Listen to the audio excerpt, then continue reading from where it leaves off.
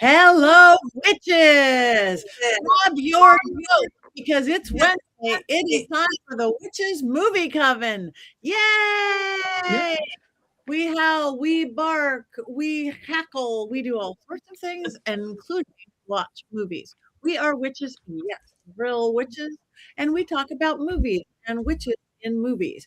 Yes, real movies, not necessarily real witches, but they place them on TV and in film. This week's movie, we are doing Burn, Witch, Burn from, I believe, 1966? Two. 62. 10 minutes ago. 1962.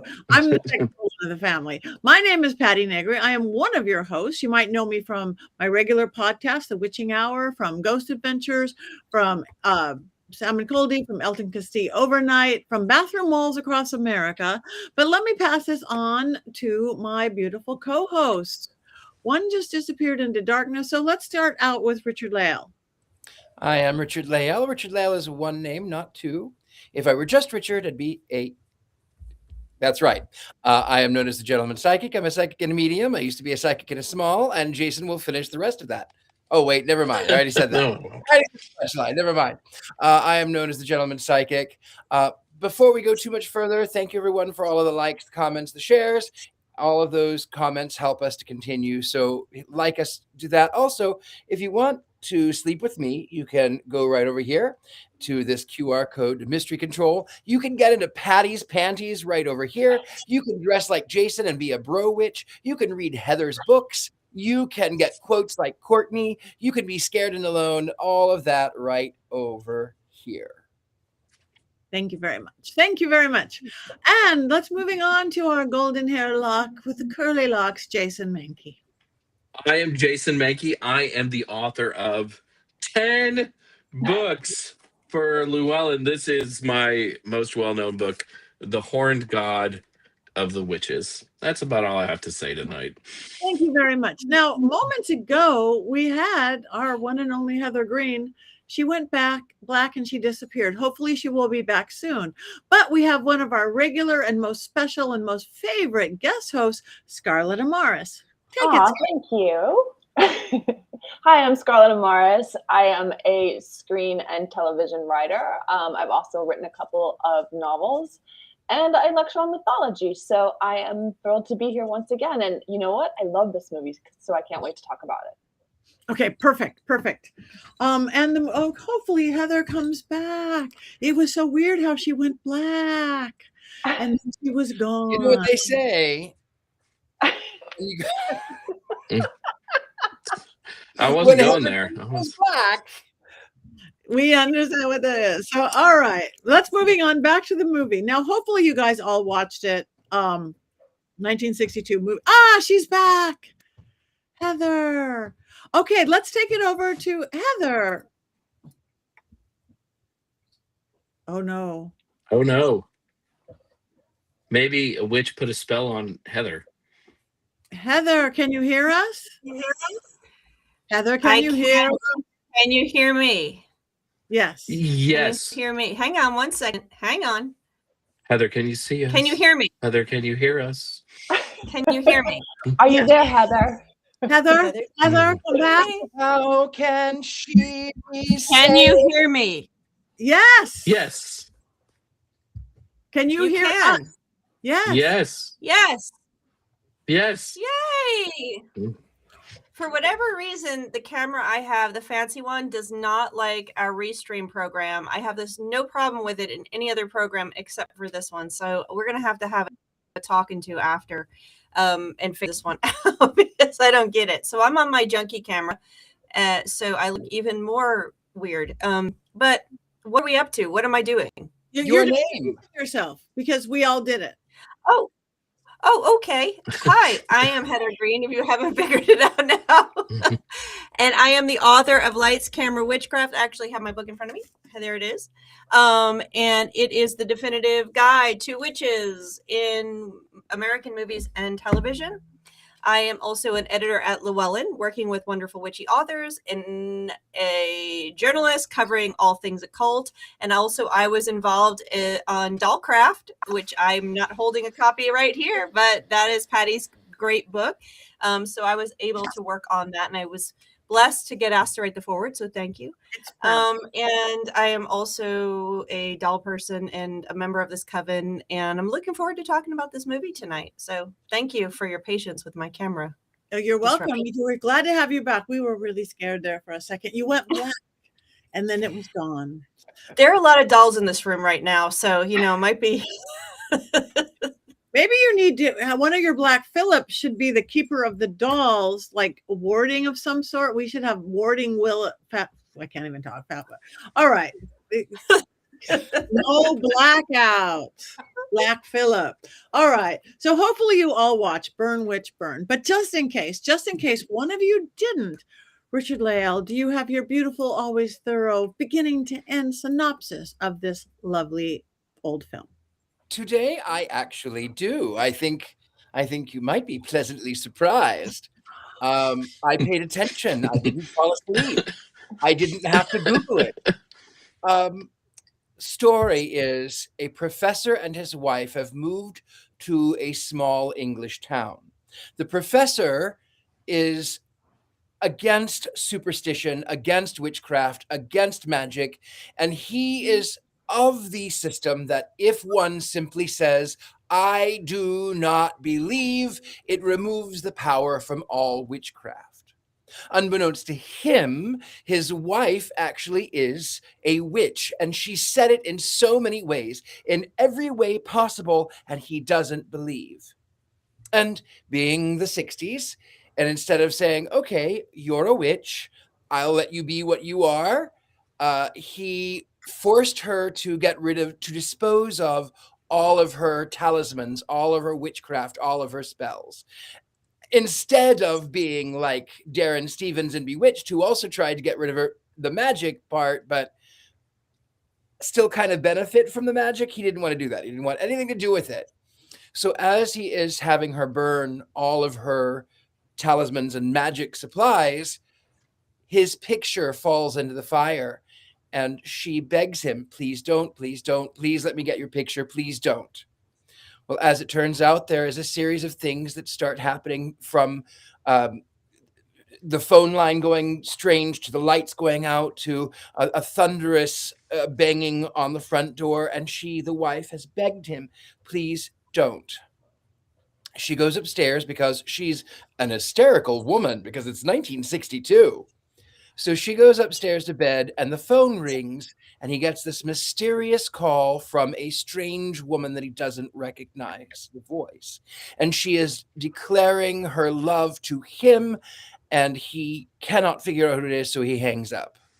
Meanwhile, back at the school, we find out that the next day, all of these things start going awry. All of the protections are off. He nearly gets run over by a lorry, as they would say in the UK. He has a pupil whom has threatened him. And then the reason that the pupil has threatened him is because the girl that he had a crush on had said that he was essaying her. And one thing led to the other, and they were all called to the office. And as it turns out, you go through all of this, he ends up by figuring out that there's something strange. He doesn't know what's happening. The wife then decides, I have to take the charge. I have to be the one. I have to sacrifice myself for my husband because I love him. He has so much that he has to offer, and I'm just a woman in 1962 with no power. So she ends up by getting on a bus, and she leaves, and he pursues her, trying to get her attention on the bus, and is nearly flattened by an oncoming lorry. But he turns in time, and his little car goes off off the road, but he is fine. As it turns out, he tries to figure out what he can do with magic, and he's trying to call the wife back, and he has to go to the city of the dead. Meanwhile, the wife has walked into the ocean, into the sea, to be drowned. And as he is doing the spell, she comes back to him standing at the tombs, and she's holding a tape. Well, while she is in this sort of trance, she comes out of it in time to threaten to kill her husband with a knife. But there was something strange about the way that she walked, which made him understand that there might actually be another woman who is behind this. It was not the pupil, but rather it was the secretary of the school who was looked over for a job because they hired this man. As he goes into the office, she has come up the stairs. He's looking for evidence to tie her to this thing, and she performs some witchcraft. She says, "Oh, you don't really believe in this. You don't believe in this." And she sets the house on fire with the wife inside.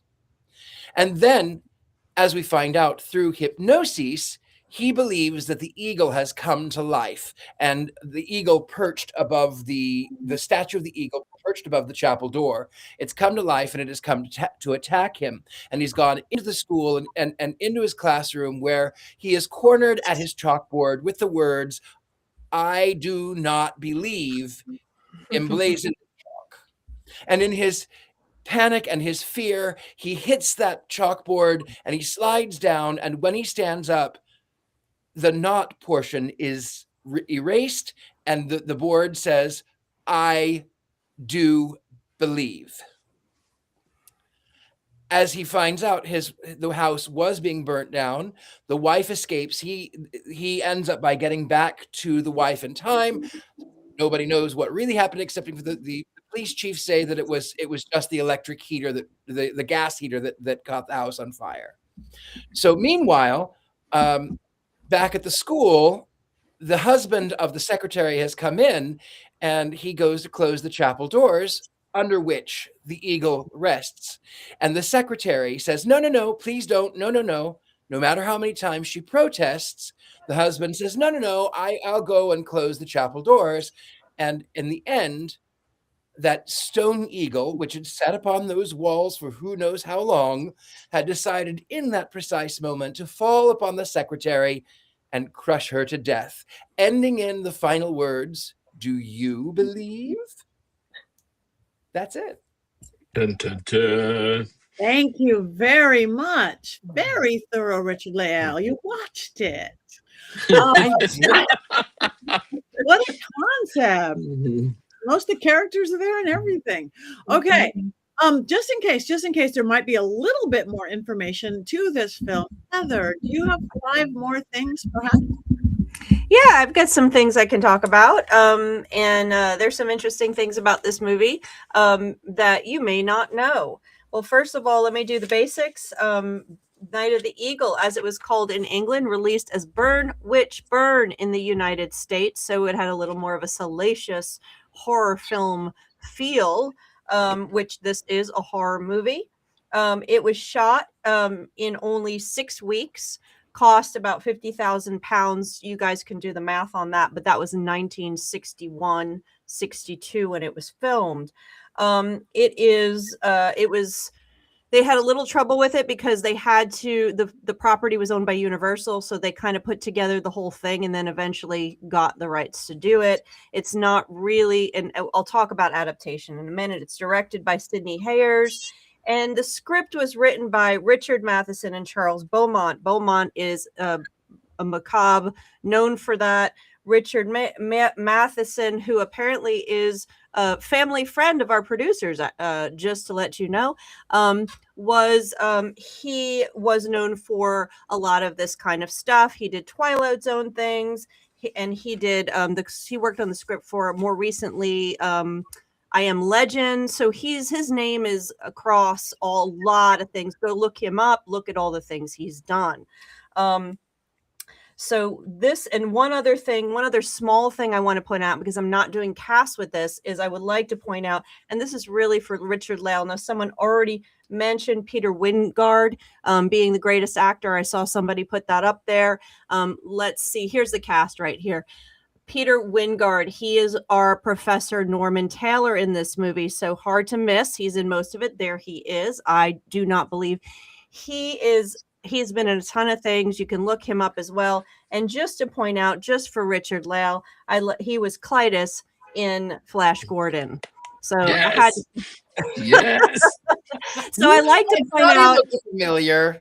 Thought he looked familiar. I like to point out how these actors are in films that we've already seen or witchy films. So that is one. So I would just needed to point that small fact out. And you can look him up for all the other things he's known for his greatness.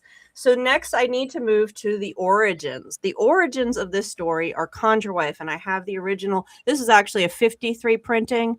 The original was printed in 43 in a science fiction rag called not Unforgiven. Hold on a second. Where's the name of it? Something. Anyway, it'll come to me in a second. And then it was printed as a book. It was extended. So it was successful enough that it led to several adaptations, and I'll get to that in a second. The book is written by Fritz Leiber. This is his first book. At least the original one. My paperwork today is all out of order. So Fritz Leiber, it is called a classic of modern horror fiction, and it is more salacious than the movie. It is more evocative of witchcraft than the movie. The interesting things are, if you go to read it, you'll find words like Widdershins in it. What? You'll find words like numerology, astrology. You'll also find discussions of black and white magic, Tibetan magic, golden bout. Yes. Are you raising? It's called The Conjure Wife. The Conjure Wife. Yeah. What did I say? Yeah. Conjure Witch. I said Conjure. Did you say Conjure Wife? I thought that like you couldn't find it for a while, and then I was No. It was originally released as part of a magazine called Something, and I can't remember the name of what it was released. It was released inside another magazine, and then it was published in a longer format as the actual full book, Conjure Wife. So you can read, if you go through it, it starts right from the beginning, and it talks about, on page 13, he's already talking about, let's see, in the third drawer, he drew blank, but hold on a second.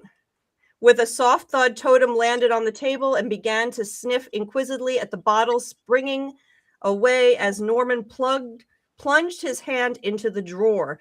Blah, blah, blah. He talks about all the drawers being filled with bits and pieces marked with people's names. He says vervain and vinmo and devil stuff and labels and bits of lodestone. This is all filled throughout this book of evidence of magic that has come from what she's learned from their various trips as him being a professor of anthropology or archaeology or psychology or whatever hell he is. So the Conjure Wife. According to Wikipedia, the magazine is called The Unknown. The Unknown. Thank you. This is by Lola's Moon 5585. Thank you. Yes, it is The Unknown. I could not issue of Unknown Worlds. Yes, it is. I couldn't remember the name of it. It was published there first as a shortened version. So Conjure Wife, you can get it. You can still read it. Here's the 1953 printing. Now let's move on to what happens.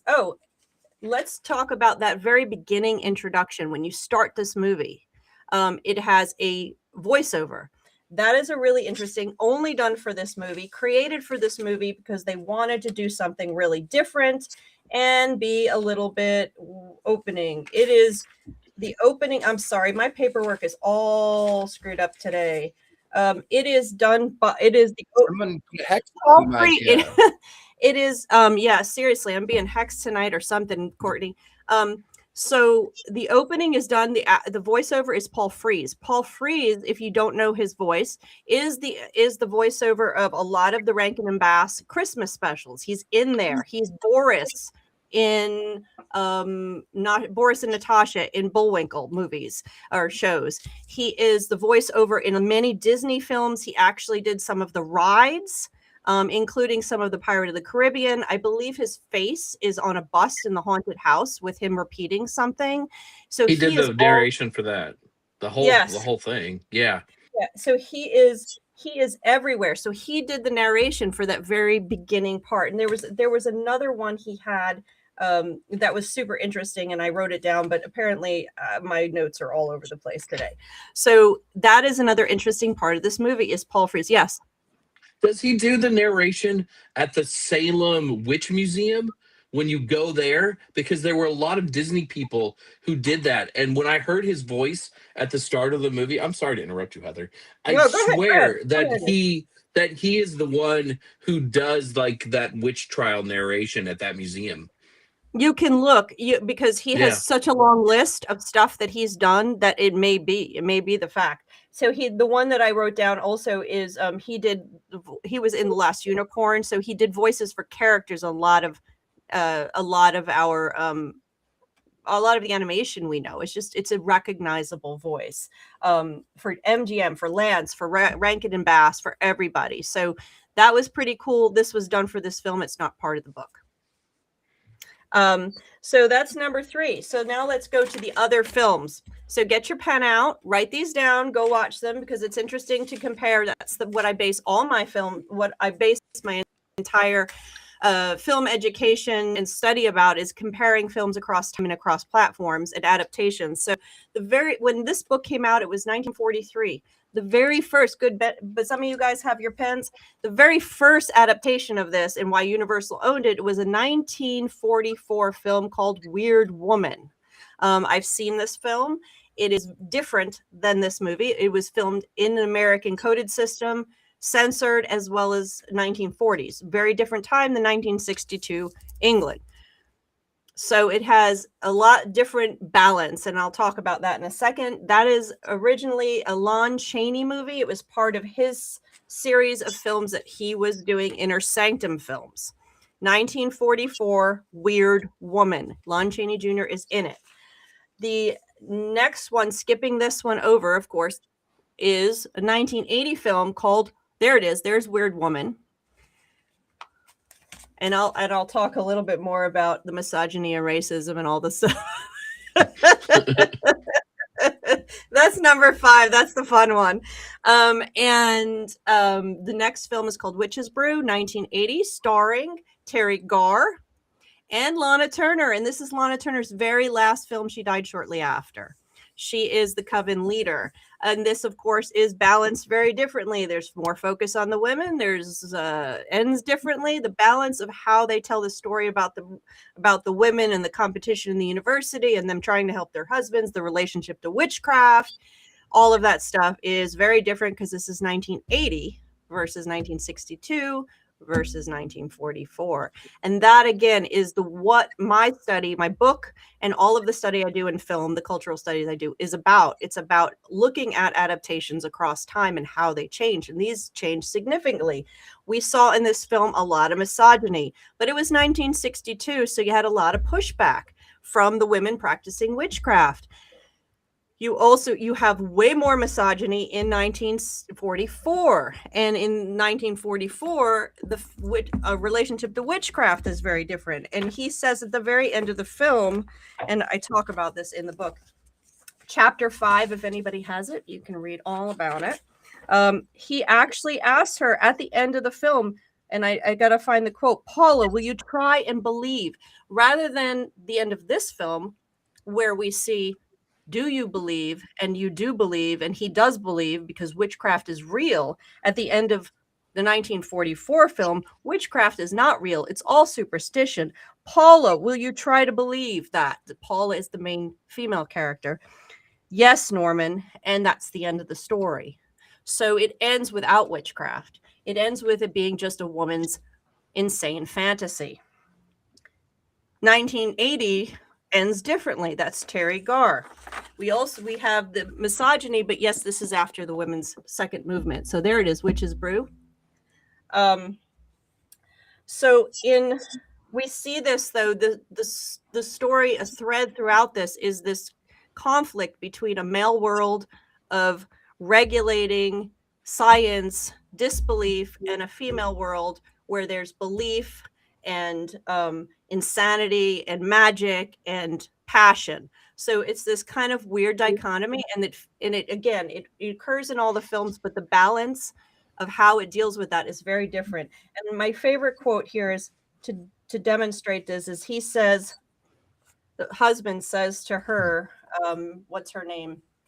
The main character, if we were to investigate all the strange rituals performed by women based on intuition, half the female population would be in an asylum. That's something that says it all, right? You must have been very bored. And I love that he says that, because that's one of the threads of witchcraft films one of the threads is bored women turn to witchcraft.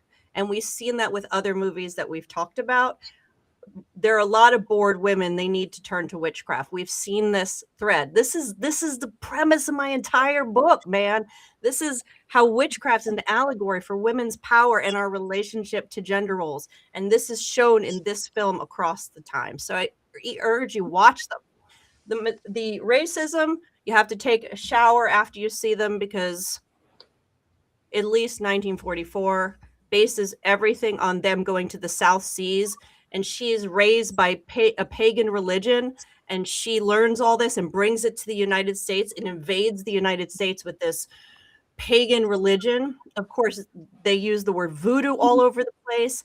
It is horrifying. There's racism, there's misogyny. It's in this book. It's in the book. It's in the 1980. There you go. I have a whole section of my book. Heather, Am I fading? You're fading in and out. Your mouth is not matching your words. Really good, but we'll get it back. We will get it back. Thank you. That was beautiful. I learned a lot right there, right now, that I did not know. Thank you. Thank you. All right. Who wants to start? Jason? Well, I'm in the box, so I guess I should probably start. You know, I always have a lot of trepidation when I see that we're doing an old movie, an old black and white movie. Is this going to be relevant? How badly are they going to botch witchcraft? I'm not even waiting for Wands Up. This was great. This was so fun, and they're like, the performances are really great. We've already talked about Wyngarde, and if you don't know anything about Wyngarde, there's like a Wikipedia page that's 8,000 words just about how old he is and where he was born. He was kind of an enigma in his own way. But like, the performances in this movie are great. I really feel like there was some research done into magical things. This looked like the kind of magic that we would do. Yes. He befriended Lovecraft, but I could not find anything specific about him studying deeper than that. But maybe. Are you talking about Fritz Leiber? I can tell you. Okay. Fritz Leiber did study, and he also wrote another book called Our Lady of Darkness, which is another fantastic kind of witchcraft, weird fiction conglomeration. But he had quite an interest in witchcraft, and he had quite an influence over a lot of different movies, including Suspiria. Like, he was friends with Daria Nicolodi. They worked on a film together before Suspiria. So he talks about the Three Mothers trilogy in Our Lady of Darkness. So he's had his little hand in things that we still see today for a very long time. He's an excellent writer who had a very interesting and fairly deep knowledge of witchcraft and the occult. I think he's sadly overlooked a lot of times today, but was kind of the big guy in his heyday. Thank you. There's also a scene towards the end of the movie where Tansy, the female protagonist, is walking into the ocean in order to kind of sacrifice her for her husband. And all I could think about was shades of Dion Fortune's the Sea Priestess, when LaFay Morgan, a character in that book, kind of walks into the ocean and then sort of disappears forever until the sequel Moon Magic. But I thought of that. I don't know if it was related, just sort of an accident. But again, I just loved that this looked like things that witches do, which I did not expect from a movie from 1962. I agree. I'm not going to wait for my wands up or down. I absolutely loved this film for so many reasons. I loved it about. It reminded me very much of the writings of Shirley Jackson. It reminded me a little bit of Alfred Hitchcock. It reminded me a little bit of Lovecraft. It reminded me a little bit of the noir films of the 40s. Like there were, and then the magic was so dead on. The little guards she had in the lampshade, she had a little figure that she was searching for, and she finds it in the fringe, and she takes this little tassel down and she burns it. And of course her husband upstairs is going, what are you know what's happening, what are you doing? Nothing. I'm nothing. She's looking for these talismans because she senses that there is something dark afoot, and the husband is upstairs rummaging for his pajamas, and she's pretending because it's 1962 and she has to kind of hide.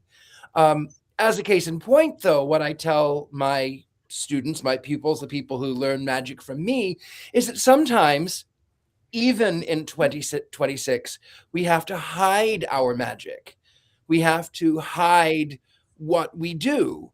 We have to hide in the shadows, as the case were. That being said, sometimes, and even Tansy sort of alluded to this, oh, it's just a souvenir. Oh, it's just a rock. Oh, it's just, I like it. It makes me happy. And sometimes when we live with other people, whether it be people who are afraid of witchcraft, or people who are of a certain Abrahamic tradition that are afraid of witches, or everything is demonic and everything is evil and everything is the satanic panic all over again, sometimes we have to hide like Tansy did. And I found that to be brilliant. Thank you. Okay, so none of us are hiding how much we like this movie. I love this movie. And yes, all the witchcraft, everything you guys are saying, it's like, I've made that, I've done that, I've had that, I've done this, and how he's finding it. And again, I thought the performances were amazing as well. But I'm not that familiar with this actor, but what a hottie for the day. Oh my God. Those outfits, those high-waisted pants. I was lusting over him all the entire time, I have to admit. Tailored shirts, and the professor. I would be that little college girl having the crush on the big old professor and things. I felt everything they went through. I felt like when the girl accused him, it's like, oh my God, the Me Too moments back in 62 and all that. And I totally got involved with every single character, which was great. So I'm watching it. I am involved, which I like to do anyway, not reviewing it as we go. And then so involved in it that all of a sudden, in the middle of my dark and spooky house, when I'm upstairs all by myself, my smoke alarm goes off right when the lightning was going off in the movie, right when that opening up. Oh, I am screaming in my living room all by myself, clasping on to Black Phillip, going, this is one of the best movies we have done since I can remember. There's a hottie, there's a beautiful woman, there's all this social whatever, there's amazing witchcraft, there's the evil woman, beautiful scenery, the ocean, the rocks. I'm like, if I've been there where those the shoreline and stuff in England, I was trying to find something negative I could talk about, but I honestly couldn't. Yes, it was a movie of the day. So this is whoever picked this movie, kudos. You picked it. You picked it. Wait, who picked it? Patti. Apparently Patti. Yeah. Patti picked it. Well, I have my moments, but wow, I'm so glad I picked it, because really, this is of all the movies that we watch and we talk about all this stuff, I got involved in it and I loved it. The good, the bad, and the ugly. So whoever did their costumes, the makeup, the lighting, the sets, the props, kudos. Yeah, I think, it's like you can't fault Fritz Leiber and Richard Matheson, who also another genius writer and screenwriter. I mean, just the talent behind this is really outstanding writing. And I think that it shows. It's almost a perfect script. You know what I'm saying? Like, it shows witchcraft in a way that is believable. I love Tansy Pitt against Flora. Like, I love that tension between the two of them. I think that's almost a little bit progressive for 1962. And it's shot beautifully. It hits all the beats beautifully. Like, there's really, I saw this, I think 25 years ago. Like, I had not seen it for a very long time. And I remember really loving it, and to revisit it again yesterday, it was like I just fell in love with it all over again. And I had forgotten that it was Fritz Leiber, who is one of my most favorite writers, and then to see that Matheson, and it's is it Charles Beaumont is the other writer too, and he did a lot of Twilight Zone kind of stuff, and I think Matheson, didn't he do Trilogy of Terror? Isn't that which He did a bunch of that scared stuff. the hell out of me in my childhood. But like, this is horror royalty that comes together in this film and in the writing of this. So like, I guess it could have gone wrong, but it most definitely does not go wrong. This is just it's absolutely perfection. I'm gonna say real quick is that it does go wrong in the other two movies, so it can go wrong. And I hadn't seen this one because it's considered a British film, although it was originated in the U.S., which is why some of the acting and some of the stuff is American-like. But so it's mentioned in my book, but I didn't see it for that. So I saw the other two first, and I'm glad I saw this one now, because this one will leave a good taste. The other two do not feel like this whatsoever. You're not getting the magic the way you're getting the evocative magic that you find in the book is in this one, not in the other two. The first one, the Lon Chaney one, is a mystery, so you're not really getting the witchcraft. That's the weird woman. You're not getting it. You're getting the misogyny. You're getting the racism. You're getting all of that stuff of the 40s wartime era film. It's just and then the other one's a comedy or a pseudo comedy with Terry Garr, 80s, and I think their witchcraft is based on more geared toward the satanic, and it's funny, and there's moments of hilarity and weirdness to it. So they're different genres, and they just don't do what this one does. This one hits it right on the head. It captures the book the best, I think. The tone of the book, which is supposed to be hard, this captures that. I loved the noir elements in the filming. I loved seeing that, because I'm a big fan of noir. So there were definitely noir elements, which recall Hitchcock. Somebody said that. And so I thought this was a really tight movie, and I was very pleasantly surprised after having seen the other two and just being like, okay, well, I guess it's fun to watch. I will say I was kind of confused whether it took place in the United States or in the UK until I see Wyngarde driving in his car, and then clearly you can see where the steering wheel is. But it is really funny, though, like how there are American accents, and the sense of place is a little different.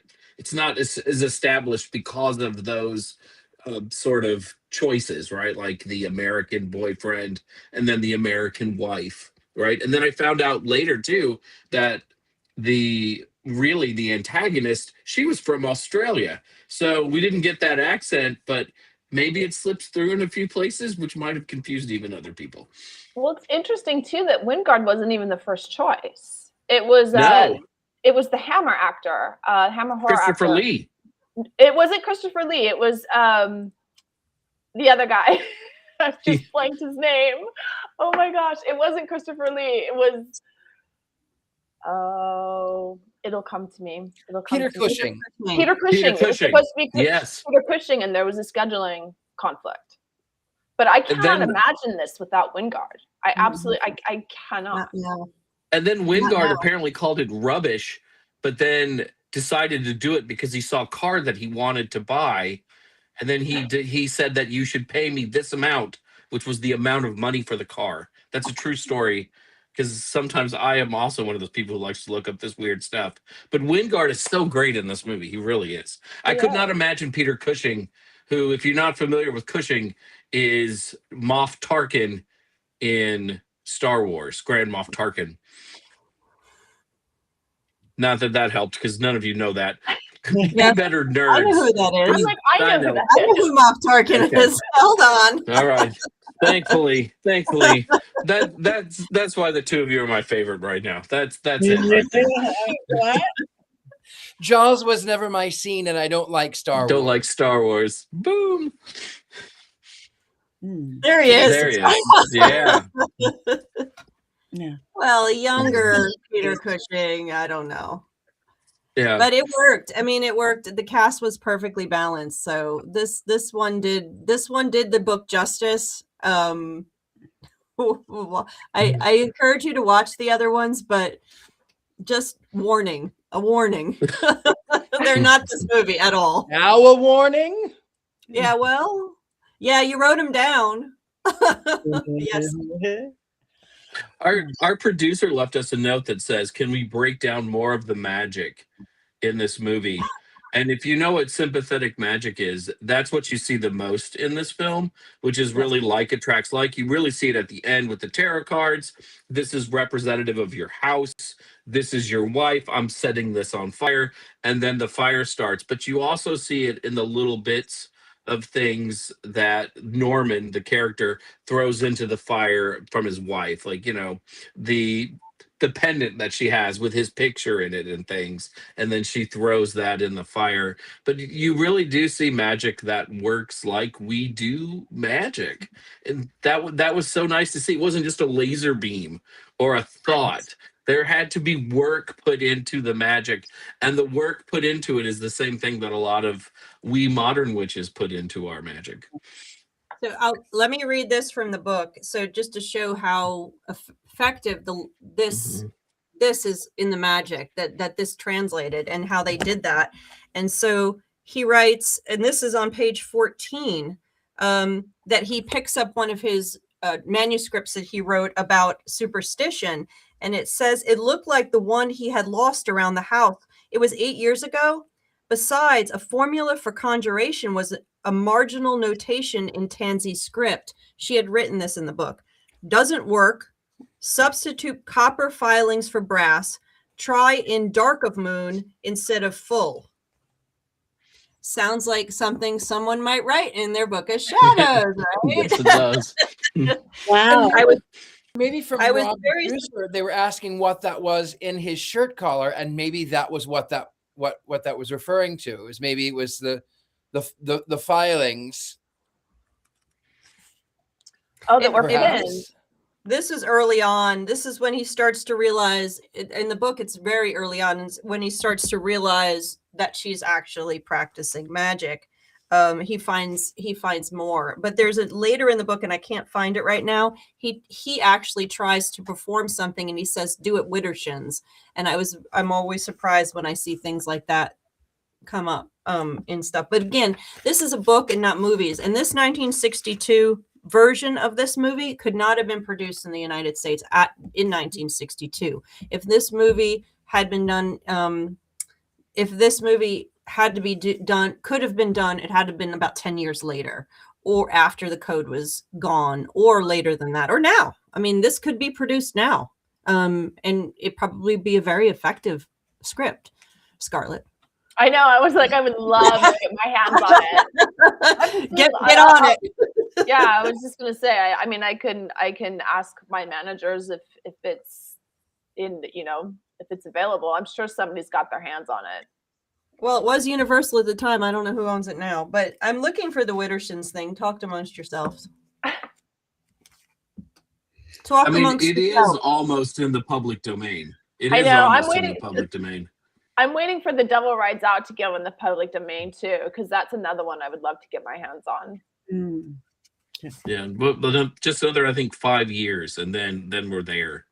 Yeah. But yes, this would work really well today. I mean, there's nothing in this movie that I felt like, oh, this is completely antiquated and doesn't have any relevance for today. It clearly did. Yeah. Also, it's my favorite movie now about a man trying to get promoted at a university and the politics that go on at the university level. Will the dean allow him to be promoted? What will stand in his way? Watch their wacky adventures coming soon to Comedy Central, you know? But it has that sort of second subtext, which is funny. And he worked at a college, so that's where that came from. But that is translated across all three movies, so you're going to see that it's in every movie. That's the first one. She's not really as aggressive; she's kind of meeker. But in the Terry Garr one, that's the main comedy thrust, is them trying to use magic to try to promote their husbands. So you get that there too. And while Norman is kind of a controlling husband, he clearly loves his wife, and she clearly loves him. And the love story was really central to this. They support each other. They care about each other. I didn't like how he threw all of her spells clearly in the fire, but it was real that he loved her, right? And I liked that part of the film as well. It was a study in relationships, and they had a good relationship. I like the cat. I like the cat too. I like the cat. Black cat, of course. You got to have that cue, that visual cue. Black cat means witchcraft. Yeah, that's right. And I was like, and it didn't have to talk. It didn't have to do anything specific like that. It was just perfect. I like the cat. Oops, the fire got started. Oops, not the cat's fault. Going on to the whole thing. Yeah. Are we seeing anything in the chat room? Seeing Bottle of Grave. Yeah, I like that they use graveyard dirt. I'm kind of a graveyard dirt person, so that was pretty awesome to me. So in the story, you're looking for Wittershins. Did he know the word Wittershins, or that was her notes? Because would the professor know Wittershins? It's in the book. Nope, I'm losing pages. This book's so old. I'm losing my corn pages. No, it's in the book. He wrote it into the book where the professor does something Wittershins. Wow. And I just can't find it right now. It's at the end of the book somewhere. I will say, though, that when I think about the black cat, I thought, oh, go ahead, Heather. You found it. No, I didn't. You did. Keep going. One of the things about the black cat, though, I kind of found it exploitive, right? Because it was like they're going to zoom in on the black cat like there's supposed to be this thing that's scary that's happening. And oftentimes there was nothing scary happening. It was just a furry black cat. And I feel like in the American cut of this movie, with that really long, weird intro in the dark, where they're talking about, we are make sure that there is no spell that will get you in this movie. Like, they were trying to make it creepier than it actually was. And I felt like some of that was sort of exploitive. I didn't like, but I know why they did it. Heather found it. Anyway, yes, I found it. Go ahead. I didn't like that when the eagle is flying, you can clearly see the string from its handler. But again, it was 1962. I can't fault it that much. It's an eagle in the mind, creatures of the id, and yet here is this string from the handler. Yeah, that was very noticeable indeed. Yeah, but. Also, too, like when you watch it on Amazon, it has these little things that you can click on. And one of the things that you can click on is trivia about it. And it's like, you can see the line from the eagle, right? Like you can see that string. So once I saw that, when we got to that part of the movie, that's all I could focus on. Like, oh, there it is. And I'm like pausing the screen, like, there it is. There's the dude, right? I can see the handler. So sometimes I wish Amazon would not tell me things. So here is the spell recipe. Are you ready? You're going to write this all down? So this is what the note read, and this is a spell that he does in the book.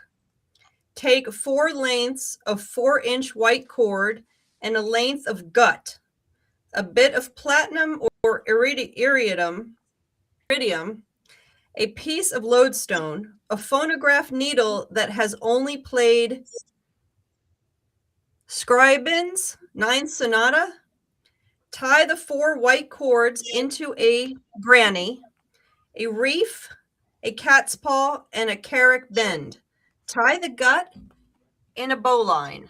Add a small quantity of grave dirt and wrap it all in a piece of flannel wrapping widdershins. Tell it to stop me. Tell it to bring me to you. And so that's the spell. And he mentions earlier that he has to, widdershins means against the sun, from west to east. This is all in. And this is apparently a spell that he learned. And I'm not going to use the word he describes because it's a problematic word in our day and time. But yes, that's throughout the book. But there's spells like that. Now, some of the ingredients and stuff may seem a little odd, but the concept is there. Completely. And that's in the book. Someone said, was it something in the movie? This is actually the book I'm reading from. So you don't find this kind of stuff in the first movie, in the 1944 version, but this one clearly, that's what this one captured that the other two do not. Wow. Okay, this is amazing. So, do we have any quotes for in honor of Miss Courtney, which we love and we miss you, Courtney? Read mine again. Jason, did you have quotes? I think that the one, like the really misogynist one, was the big one, and then there's also the beginning, the ladies and gentlemen, the motion picture you're about to see contains an evil spell as used by practitioners of witchcraft for centuries. Even today, in many parts of the world, people practice black magic and witchcraft. Charms, amulets, voodoo candles. What the hell is a voodoo candle? Grave dirt and locks of hair are believed to ward off evil spirits and spells.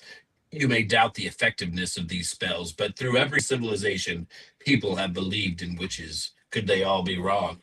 I don't think so, for I've seen its power proven too many times. I am now about to dispel all evil spirits that may radiate from the screen during this performance. And now, with a free mind and a protected soul, we ask you to enjoy Burn, Witch, Burn. I like at the beginning of that, and I started watching this at 6 a.m. on my phone. I was like, is my phone clogging out? Like, because it's a black screen while this is being said. And I thought that like maybe I was losing the picture or something. But it's a very weird way to start the film. But yeah, the other quote that I liked, you said. My favorite line is "Burn, Witch, Burn" when she's burning the effigy of Tansy and the house. Yes. Which, by the way, is a much better title than Night of the Eagle. Mm-hmm. Yes. Just putting that out there. I agree wholeheartedly. Night of the Eagle says nothing. Night of the Eagle. No, not about the eagle. So, okay. That's all the quotes we have. Those are the good ones. And thank you, Jason. That was lovely. Jason, I guess we're moving into the Mankey movie movie trailer. Yes, this is an old-fashioned trailer before I just began to do anything that I wanted during these 2 minutes. So here we go in trailer voice. In the history of motion pictures, there has never been a movie as vile and evil as Burn, Witch, Burn. In truth, it might not even be a movie at all, but a seance, a conjuring, a ritual to bring forth the devil himself, an ode to demonic forces that want to subdue you and all of your loved ones. Only God and the saints can deliver you from the immoral and sinful acts found in Burn, Witch, Burn. With your own eyes, you will witness a masterclass in terror as a suburban housewife attempts to use magic and witchcraft to help her husband ascend the corporate ladder of a small English university. Shield your eyes from wickedness that is a bridge game by that university's faculty. Shiver with fright as that housewife, Tansy Taylor, places a good luck charm in her husband Norman's suit jacket. Dread will overtake you when her sinister protection poppets are revealed. Don't look under that table or you'll find a deadly charm meant to keep a person's loved ones from harm. You'll scream when Tansy's locket is opened up to reveal some herbs and a picture of the husband she loves so much. Are you ready for such horrors, such terrors? Will you ever sleep with the light off again? Prepare yourself for angst and unease when Tansy the witch doesn't call upon the devil or raise any demons to help her husband. Fear will overtake you when Tansy boards a public bus full of people so that she might obviously hide out in the seaside cottage she shares with her husband. The hairs on the back of your neck will stand up when Tansy chooses to diabolically offer herself to dark forces by taking a midnight swim so that her husband may live. Recoil in shock from the sinister forces of a university faculty all desperate for a promotion. What backstabbing may come from such selfish ends? And if one uses magic, what price might they pay? When you wish for a death, does death come instead for you? Perhaps the greatest danger of all are stone eagles not properly secured to the buildings they stand watch over. Disclaimer, no witches were actually burned in the making of this film. Didn't the Eagles sing Witchy Woman? I think the Eagles did sing Witchy Woman. They did, think yes. so. They Yeah. inspired by this film when they saw it in a hotel room in London with the Right. Are you original being title. serious right now? No, I'm not. I think he just made that up. All right. Now we vote. We want to know all of you in the chat room. Wands up, wands down. This might be kind of obvious on our little film here. No, I'm just kidding. Now, up, up, up, up, up, up, up. We can't sing that song. Okay. Look at, we are wiggly up. We have full up. Okay, you guys in the chat room. Silly mortals, peep. We've got wands up. Everything scared and alone. Wow, this I can't. Can anybody remember the last time we had a unanimous within the coven themselves? We've had a few, but I don't remember any of them. It is Your cool. Talisman is wands up. Witchy Woman is my favorite song. Yeah, Witchy Woman is still one of my favorite songs. So, all right. Well, we've got a lot of wands up. We have not seen a single wands down yet. But if anybody out there, don't be afraid to say wands down. Courtney is not here to hex you. And there was no Salem incorrectness in this film. So Courtney would have been okay. Wands up. Wands I do have a Courtney moment though. Like Okay. when Tansy walks to the beach, don't you just hear Courtney in the back of your mind going, "Don't be Witch of the Sea, don't be Witch of the Sea," or whatever that movie she hates so much is, right? The witch of the sea, which came from the sea. Yeah, The Witch of the the Sea. witch came from the sea. Yeah, don't be the witch that came from the sea. Wouldn't she be saying, blame watch out for the ghost shark? Ouija shark. That's another movie. Ouija shark. Ouija that's shark. what- that was it. Ouija shark. Ugh. That's a different movie. Okay, well, It's- this has been unanimous across the board, even from our beautiful chat room. Thank you guys. What are we watching next week? Oh, it's Academy Award week, Oscar film. So, what should be people to be watching or talking about? What do we tell our peeps? Look for the movies, find the lists, and find the ones we've reviewed here, like Sinners or Weapons or K-pop Demon Hunters, and a number of other witchy films that we've watched. Watch those, rewatch them, re-enjoy them, and we're going to talk about them all next week and then see who wins. Yes, our own Oscar party. You guys, thank you for coming in. Does anybody have anything coming up that they want to talk about? Paganicon. Thank God. Well, who's Let's going to go. talk about it? We're No. So Go ahead, Patty. You the talk night. about it. going to Yeah. Paganicon. Yay, my first time. Thank you. I had an in with Heather and Jason. Anybody want to go to Minnesota? Right? That's where it is. Minneapolis, Minnesota. Yeah. It's a whole weekend. I'm only going to be there the first half of it, but we're going to be doing all sorts of magical things about dolls and witches and movies, and we'll figure out on the plane out there. But Paganicon.com, correct? And you can come join. At least meet 3 of us. Who knows? Maybe some more people will come out. It'll be great. We'll have our books there. 3. I'm also doing the last half of the weekend. If anybody wants to go to Take the Ghost with me in Boyd, Minnesota, I'm doing that. So lots of good things. Anybody else have anything coming up that we could watch or go to or hang out with? No. Beganicon is next. Yeah, we're just excited to be with you, Patti. I know. Heather and I are thrilled. I can't stand it. I got my tickets today. This is so good. Again, thank you everybody in the chat room. You guys are great. We love your coming here, supporting us. Tell your friends. Like us, follow us on social media, on YouTube. It means the world to us. Do go to Mystery Control and get some. Well, you actually can't get power panties right now, but I like that Richard-Lael has. Thanks to our current administration, we can't get power panties, but you can get spellcaster shirts. You can get Mystery Control, all sorts of things. My phone keeps talking to me to tell me we're done. No. But that's it. Anybody got anything to say? We want to thank Scarlett for coming in. Always your wisdom, your knowledge, your everything. Thank you, guys. Have a beautiful week. We have one more thing to do. It is 7:00. Let's do it like a real witch, an English witch, whatever witch. 1, 2, 3. Yay!